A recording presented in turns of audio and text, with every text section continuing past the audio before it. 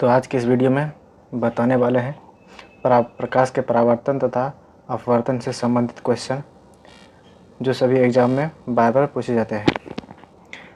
तो हमारे चैनल पर नए हैं तो सब्सक्राइब कर लीजिए, वीडियो अच्छा लगे तो लाइक कर दीजिए और दोस्तों को शेयर कर दीजिए। चलिए स्टार्ट करते हैं। आज का पहला क्वेश्चन है, प्रकाश गमन करती है।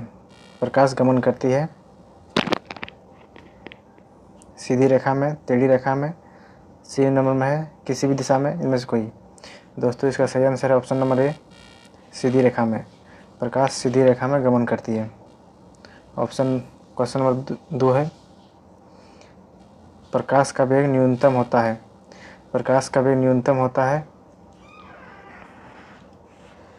इसका सही आंसर है कांच में। डी नंबर सही आंसर है। प्रकाश का वेग न्यूनतम कांच में होता है और निर्वात में प्रकाश की चाल होता है। निर्वात में प्रकाश की चाल 3 × 10⁸ मीटर पर सेकेंड और जल में प्रकाश की चाल 2.25 × 10⁸ मीटर पर सेकेंड और वायु में भी प्रकाश की चाल 3 × 10⁸ मीटर पर सेकेंड होता है। तो इस क्वेश्चन का सही आंसर है प्रकाश का वेग न्यूनतम होता है, कांच में होता है। ऑप्शन नंबर डी सही है। 3 नंबर क्वेश्चन है, मोटर गाड़ी के चालक के सामने लगा रहता है। मोटर गाड़ी के चालक के सामने लगा रहता है, इसका सही आंसर ऑप्शन नंबर बी, उत्तल दर्पण। मोटर गाड़ी के चालक के सामने लगा रहता है उत्तल दर्पण।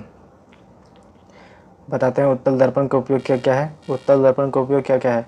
उत्तल दर्पण का उपयोग है वाहनों के साइड मिरर में और सड़क, बाजार और गलियों में स्ट्रीट लाइट के रूप में उपयोग किया जाता है।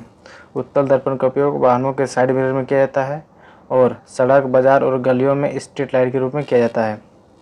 और अवतल दर्पण का उपयोग सोलर भट्ठी में होता है, सोलर कुकर में होता है और टॉर्च और सर्च लाइट वाहनों में होता है और डॉक्टर के द्वारा आँख, कान, नाक और गले के सूक्ष्म निरीक्षण के लिए किया जाता है और हजामती दाढ़ी बनाने के लिए अवतल दर्पण का उपयोग किया जाता है। फिर से एक बार याद कर लीजिए उत्तल दर्पण का उपयोग क्या क्या है। उत्तल दर्पण का उपयोग सोलर भट्टियों में, सोलर कुकर में, टॉर्च लाइट में, सर्च लाइट में और वाहनों के हेडलाइट में। डॉक्टर के द्वारा आँख, कान, नाक और गले के सूक्ष्म निरीक्षण के लिए किया जाता है और दाढ़ी बनाने के लिए भी अवतल दर्पण का प्रयोग किया जाता है। अगला क्वेश्चन है 4 नंबर, मोटर कार के हेडलाइट में किसका प्रयोग होता है। मोटर कार के हेडलाइट में किसका प्रयोग होता है। ऑप्शन नंबर सी है अवतल दर्पण। अवतल दर्पण का उपयोग किया जाता है। 5 नंबर क्वेश्चन है, समतल दर्पण द्वारा बना प्रतिबिंब होता है। समतल दर्पण द्वारा बना प्रतिबिंब होता है। ऑप्शन नंबर बी, काल्पनिक होता है। सही आंसर है बी नंबर, काल्पनिक। समतल दर्पण द्वारा बना प्रतिबिंब काल्पनिक होता है। 6 नंबर क्वेश्चन है, लेंस की क्षमता का मात्रक होता है। लेंस की क्षमता का मात्रक डायोप्टर होता है। ऑप्शन नंबर ए सही है। इसका लेंस की क्षमता का मात्रक सूत्र होता है P = 1/f, मीटर में रहेगा। लेंस की क्षमता का मात्रक होता है P = 1/f मीटर में और इसका क्षमता का मात्रक डायोप्टर। ऑप्शन नंबर ए सही है। 7 नंबर क्वेश्चन है, प्रकाश की किरणों का पथ दर्शाने वाले चित्रों को कहा जाता है। प्रकाश की किरणों का पथ दर्शाने वाले चित्रों को कहा जाता है किरण आरेख। ऑप्शन नंबर ए सही है। प्रकाश की किरणों का पथ दर्शाने वाले चित्रों को कहा जाता है किरण आरेख। ऑप्शन नंबर ए सही है। 8 नंबर क्वेश्चन है, 2D क्षमता वाले लेंस का फोकसांतर कितना होगा। यानी इसका फोकसांतर कितना होगा 2D क्षमता वाले लेंस का। आइए इसको बनाते हैं। 2D क्षमता इसका दिया गया है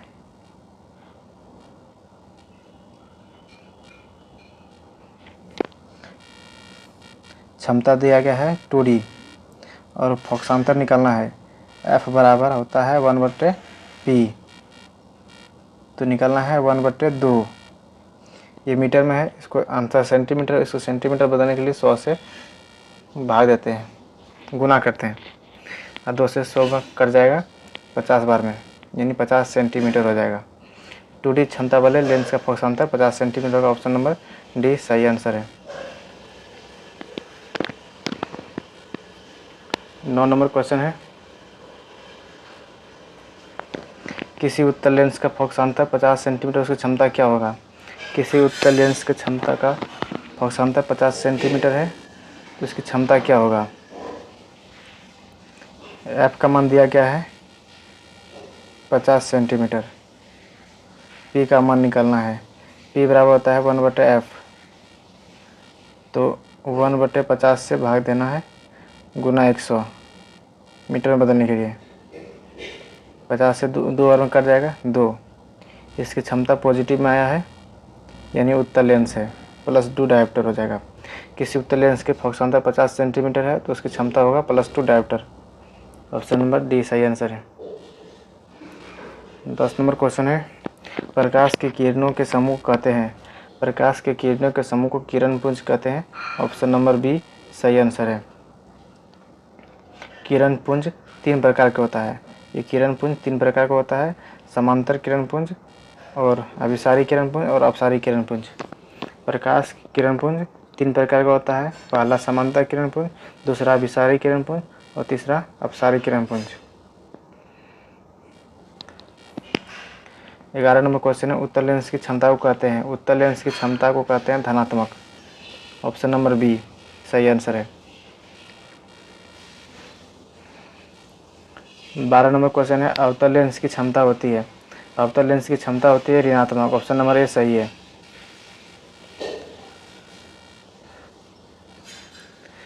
13 नंबर क्वेश्चन है, उत्तल लेंस को कहते हैं। उत्तल लेंस को कहते हैं, इसका सही आंसर है ऑप्शन नंबर ए अभिसारी लेंस। उत्तल लेंस को अभिसारी लेंस भी कहते हैं। सही option number A. 14 number question है, अवतल लेंस को कहते हैं। अवतल लेंस को अपसारी लेंस कहते हैं। ऑप्शन नंबर सी सही है। 15 नंबर में है, निम्न से कौन सा पदार्थ लेंस बनाने के लिए प्रयुक्त नहीं किया जाता है? कौन सा पदार्थ लेंस बनाने के लिए प्रयुक्त नहीं किया जाता है? इसका सही आंसर है ऑप्शन नंबर डी मिट्टी। मिट्टी का प्रयोग लेंस बनाने में नहीं किया जाता है। 16 नंबर क्वेश्चन है, किस दर्पण से हमेशा वस्तु से छोटा प्रतिबिंब प्राप्त होता है? किस दर्पण से हमेशा वस्तु से छोटा प्रतिबिंब प्राप्त होता है? सही आंसर ऑप्शन नंबर बी उत्तल दर्पण से। उत्तल दर्पण से वस्तु का प्रतिबिंब हमेशा छोटा प्राप्त होता है। उत्तल दर्पण से प्रतिबिंब आभासी, सीधा और छोटा प्राप्त होता है। आभासी, सीधा और छोटा। 17 नंबर क्वेश्चन है, किस दर्पण से वस्तु का बड़ा प्रतिबिंब बनता है? ऑप्शन नंबर बी है अवतल। अवतल ऑप्शन नंबर बी है।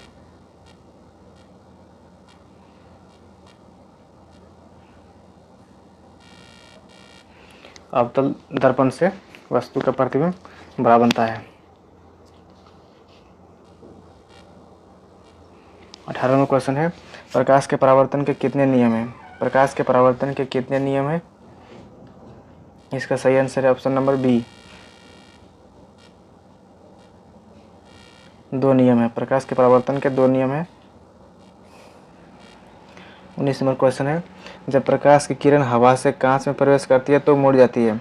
जब प्रकाश की किरण हवा से कांच में प्रवेश करती है, इधर है हवा और इधर है कांच।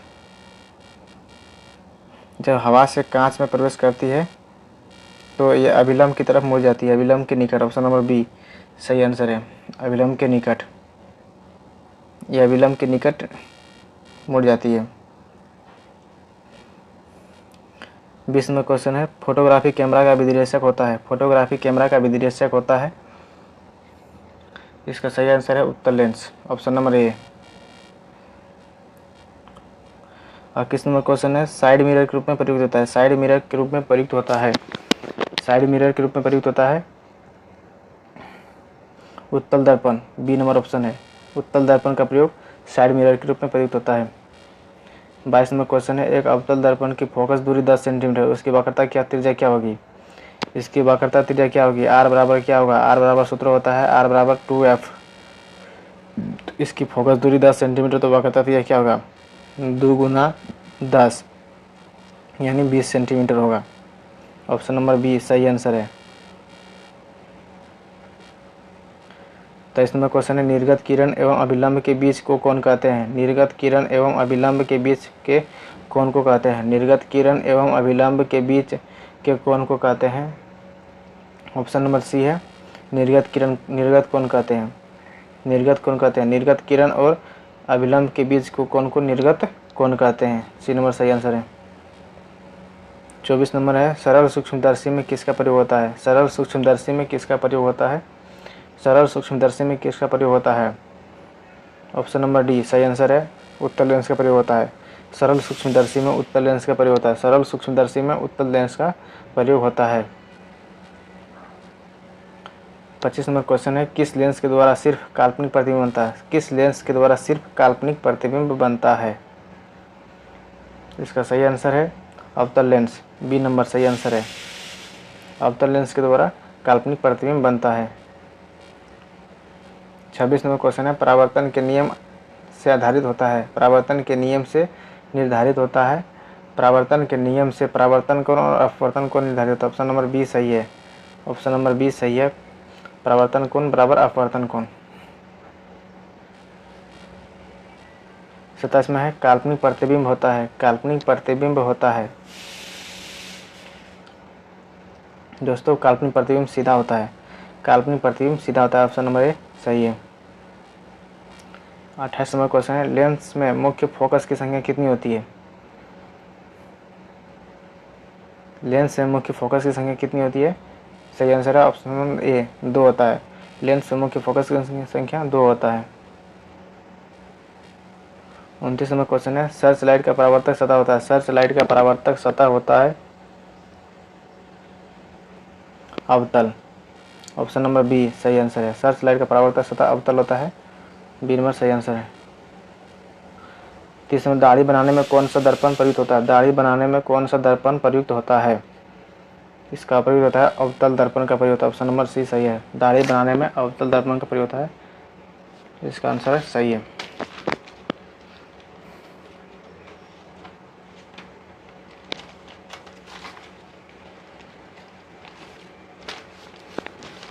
हम उम्मीद करते हैं कि आपको ये क्वेश्चन पढ़ने में बेहद अच्छा लगा होगा। अगर आपको इस सभी का प्रश्न उत्तर की PDF फ्री में डाउनलोड करना चाहते हैं तो हमारे टेलीग्राम ग्रुप को ज्वाइन कर सकते हैं। वहाँ आपको PDF मिल जाएगी और टेलीग्राम ग्रुप का लिंक कमेंट बॉक्स में दी जाएगी। Thank you. जय हिंद।